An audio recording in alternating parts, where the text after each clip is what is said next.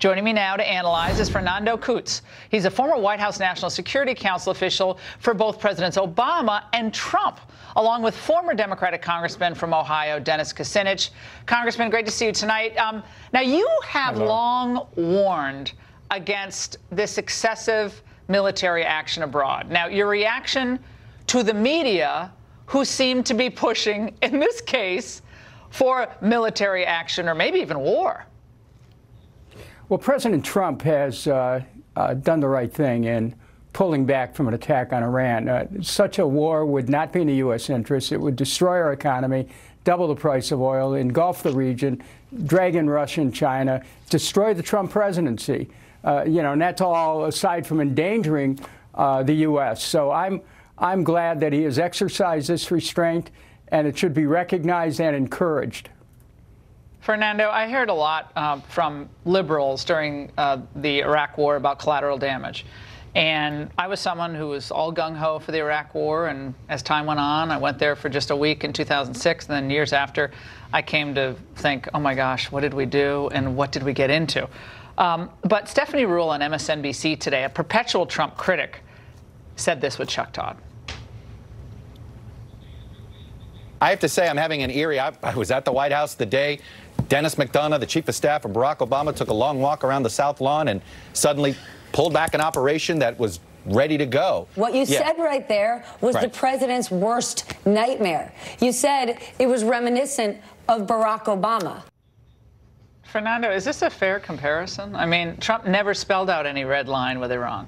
Well, I don't think it is a fair comparison. I think the president has been very clear that if there is a red line in this case, it's American service members being killed. Fortunately, no American service member has been killed. No American service member has been injured. And so the president hasn't set himself up for any red lines that haven't been crossed.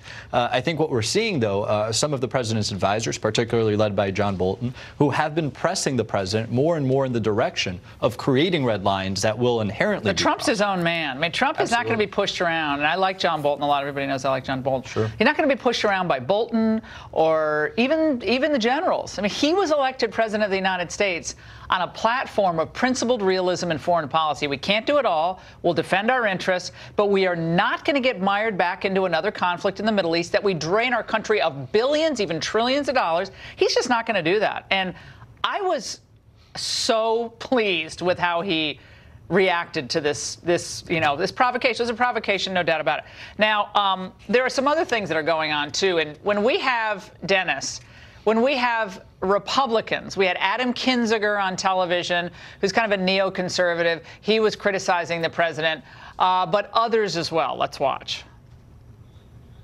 The President of the United States has trouble making decisions and is relatively easy to manipulate. Iran is seeking to exploit all of these dynamics, and we are isolated from our allies. This is exactly the kind of recipe that could lead to an escalation and a confrontation that would, in the end, be outside of the control of both U.S. and Iranian leaders. Okay, Rhodes Scholar there.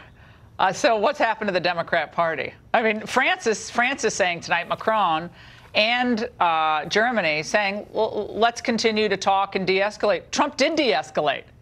That's what Trump did. So Buttigieg wants us to go gung-ho, and I don't even understand his rationale. Talk about making no sense.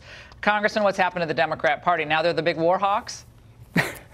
Well, one must be very careful about reflexively criticizing a president when he does the right thing. The president has to keep control here.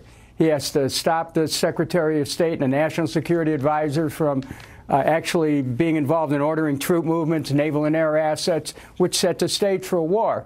As long as the president keeps control and exercises restraint, I think we'll be okay here. We have to continue to try to practice diplomacy. And I think that when we talk about our nation, we've got to be very careful that we don't get into a kind of reflexive partisanship which defeats the purpose of our national interest. Fernando, this is a quote from a Bloomberg piece today by Bobby Gosh. Trump doesn't need to attack Iran. He's already winning. His maximum pressure sanctions campaign against the Islamic Republic is working. Iran's economy is feeling great pain, and its isolation is deepening. For all of its proclamations of resistance and resilience, the regime in Tehran is plainly alarmed. Do you agree with that? Absolutely. I think the pressure that's been placed on the Iranian regime is very strong. It's remarkably strong. The Iranians are feeling it. Their economy is crumbling apart. The regime is in a very unstable position. And listen, at the end of the day, they are bad actors. There's no doubt about it, right? Since the 1970s and before, they've been doing very bad things against the United States, against our allies and friends all over the world. And so we need to hold them accountable. However, I agree with the president's decision last night to pull back and not escalate this, not get us into another needless war at a time that it's just not what the American people. Let's just remind everybody, and Fernando and Dennis know this, at the very beginning of this administration, many of his critics basically predicted Armageddon, economic Armageddon, and worldwide Armageddon.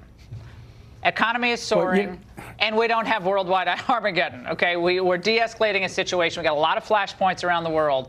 But the expert predictions about this administration have been almost uniformly incorrect. But I appreciate it, panel. Thank you so much tonight. And the Washington Post is reporting